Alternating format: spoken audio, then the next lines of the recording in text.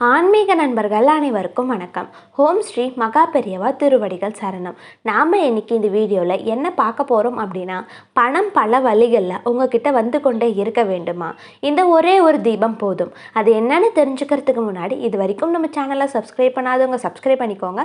இந்த வீடியோ பிடிச்சிருந்துச்சுன்னா ஒரு லைக்குமே கொடுத்துருங்க. வாங்க இப்போ நம்ம வீடியோக்குள்ளே போகலாம். தற்போதைய நாட்களில் பணத்தின் மதிப்பு என்னவென்று சிறு குழந்தைங்களுக்கு கூட தெரியும். அந்த அளவுக்கு பணம் என்பது இந்த உலகத்தில் முக்கியமான ஒரு விஷயமா இருக்குது. நாமும் அந்த பணத்தை சம்பாதிக்கிறதுக்காக எவ்வளவு தான் கஷ்டப்பட்டு உழைச்சாலும் பணம் நம்ம கையில் தங்கிறது இல்லை. நாம் சம்பாதித்த பணம் எங்கே போகிறது அப்படின்னு நமக்கே தெரியாது. அந்த அளவுக்கு பொருட்களின் விலை உயர்ந்து கொண்டே இருக்குது.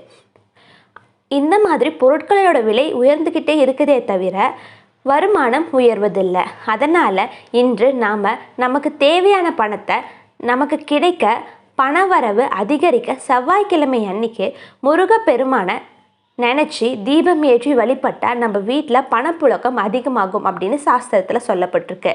இதை பற்றி முழு விளக்கத்தை இந்த தொகுப்பில் நம்ம பார்க்க போகிறோம்.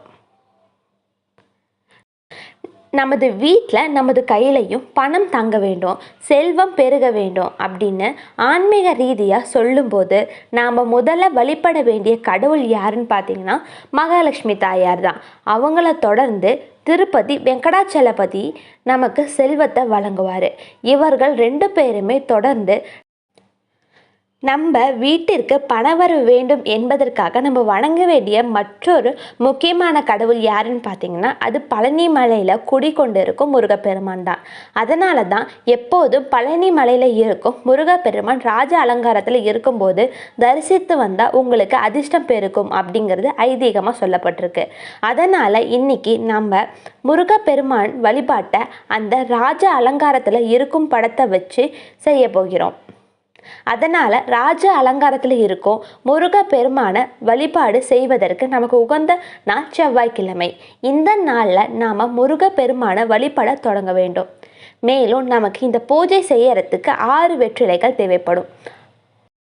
அதோடு 6 அகல் விளக்கு, சிவப்பு திரி, சுத்தமான பசுனை, முருகப்பெருமானுக்கு நெய்வேத்தியமாக வைக்க பஞ்சாமிர்தமாக வீட்டிலையே தயார் செஞ்சுக்கோங்க.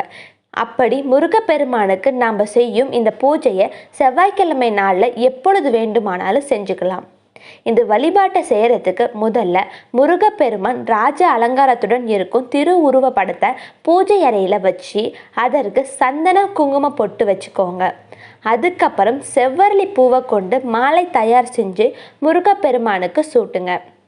அதுக்கப்புறம் நாம் வச்சிருக்கும் 6 வெற்றிலையும் முருகப்பெருமானோட படத்திற்கு முன்பாக வச்சு அதன் மேலே 6 அகல் விளக்கை வச்சு அகல் விளக்கிற்கு பசு நெய் ஊற்றியதுக்கு அப்புறம் சிவப்பு திரி போட்டு தீபம் ஏற்றி நெய்வேத்தியமாக பஞ்சாமிர்தத்தை படைங்க.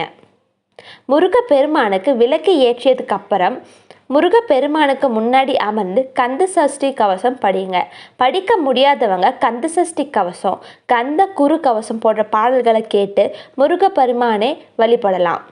இப்படி இந்த செவ்வாய்க்கிழமை ராஜ அலங்காரத்தோடு இருக்கிற முருகப்பெருமானை வழிபாட்டை நீங்கள் தொடர்ந்து 6 வாரங்கள் செஞ்சு வந்தால் உங்களுக்கு இருக்கக்கூடிய அத்தனை பண கஷ்டங்களையும் நீக்கி பண வரவை அதிகரிக்க செய்வார். 6 வாரங்கள் இப்படி வெற்றிலை மீது தீபம் வச்சு அதுக்கப்புறம் எப்போதும் போல் சாதாரணமாக நாம் தீபம் ஏற்றி வழிபடலாம். நம்பிக்கையோடு செஞ்சு பாருங்கள், நல்ல பலன் கிடைக்கும். எல்லா பிரச்சனைக்கும் ஒரு தீர்வு இருக்கும். ஹரஹர சங்கர ஜெய ஜெய சங்கர, ஹரஹர சங்கர ஜெய ஜெய சங்கர. இன்னொரு பதிவில் நம்ம சந்திக்கலாம்.